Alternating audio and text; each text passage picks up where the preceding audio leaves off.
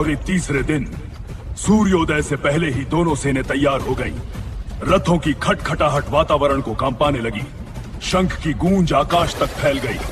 आज युद्ध का नया पर्व खुलने को था। दुर्योधन ने आज कौरवों को और आक्रामक रणनीति अपनाने का आदेश दिया। वह सीधे भीष्म और द्रोण के पास पहुंचा और उनसे विनती की पांडवों के अग्रिम मोर्चे को तोड़ने के लिए कठोर आक्रमण शुरू किया जाए। कि कृष्ण ने अर्जुन को सावधान किया, आज कौरव अत्यंत संगठित होकर आएंगे।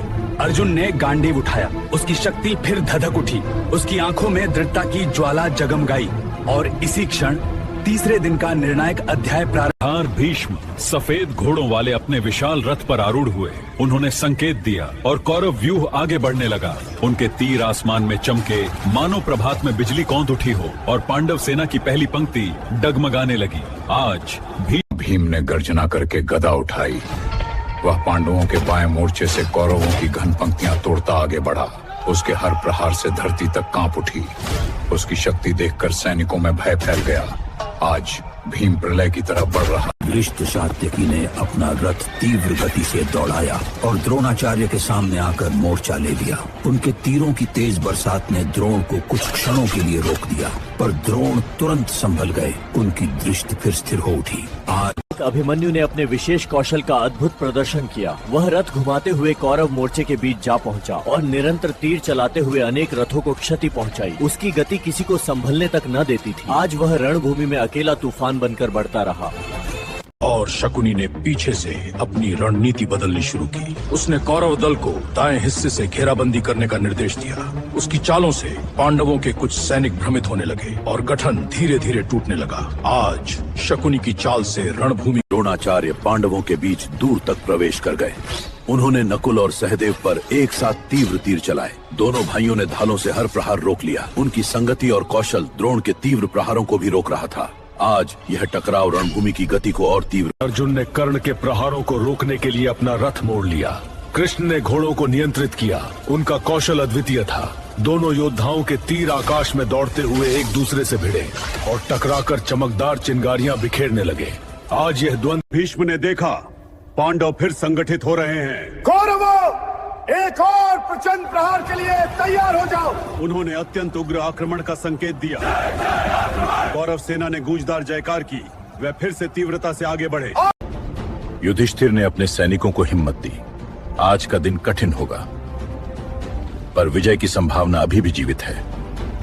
उनकी वाणी से पंक्तियों में नया विश्वास फैल गया। सात्यकी, तुम दाएं मोर्चे को बल दो, द्रोण को रोकना होगा। कृष्ण ने स्थिति को तुरंत समझ लिया। अर्जुन, युद्ध की दिशा बदलनी है। दाएं मोर्चे की रक्षा तुम्हें करनी होगी। जैसा आप कहें माधव, आज ये मोर्चा मैं नहीं टूटने दूंगा। कृष्ण ने घोड़ों को नई दिशा दी। गति तीव्र हो उठी। अर्जुन ने रथ को उसी कौरव दल का एक अत्यंत प्रचंड समूह पांडव सैनिकों को पीछे धकेल रहा था। मोर्चा टूट रहा है। हटो, अब यह प्रहार मैं संभालूंगा। भीम ने अपनी गदा से रथों को तोड़ डाला और वह प्रचंड समूह क्षणों में तितर-बितर हो। शल्य ने कौरवों की ओर से अगला प्रहार संभाला। सात्यकी, सामने आओ, आज मैं तुम्हें रोक कर दिखाऊंगा। वह घोड़े तेज दौड़ाता हुआ आया और तीरों की वर्षा कर दी। शल्य, तुम्हारे हर प्रहार का उत्तर यहाँ है। दोनों के बीच द्रोणाचार्य ने द्रुपद को पहचान लिया। द्रुपद, हमारा अपूर्ण अध्याय आज पूरा होगा। दोनों पुराने प्रतिद्वंदी फिर आमने सामने आए। इस बार परिणाम तीरों अलग का होगा। प्रभाव इतना तेज कि था, आसपास के सैनिक पीछे हटने लगे। ये दोनों मानो अग्नि से लड़ रहे हो।